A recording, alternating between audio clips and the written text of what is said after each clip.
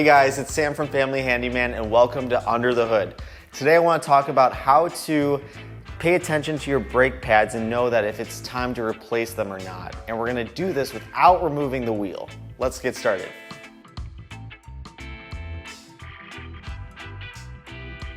One of the most obvious signs that your brakes need to be replaced is a high-pitched noise coming from one of your wheels or from multiple wheels. And this is because brake pads have wear indicators. And usually when a rotor starts to rub up against these wear indicators, it produces a high-pitched noise, so you know that it's time to replace your brakes. So do not ignore this noise. Another indicator is with newer cars, there's a sensor in the car that lets you know that your brakes are due to be replaced. Usually this sensor light goes off and you'll see it in your dashboard.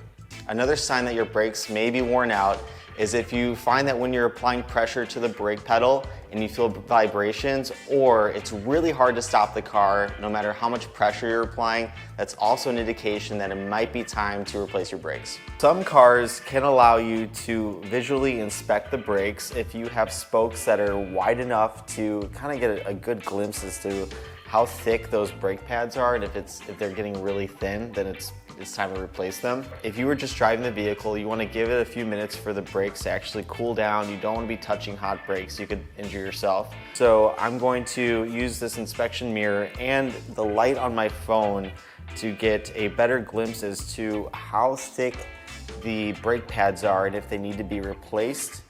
If they are looking like they're about less than 1/4 of an inch thick, then it is time to replace them. So not all brake pads have this, but a lot of them have these indicator slots. And what these slots do is they let you be able to see how close you are to needing to get your brakes replaced. So for example, this slot here, it only goes about a little bit more than halfway on this brake pad. And once you have reached that point and you are no longer seeing a slot in your pads, that means it's time to replace your brakes. Also keep in mind that when you do replace your brake pads, you almost always have to also replace the rotor. That's it. For more videos, check out familyhandyman.com.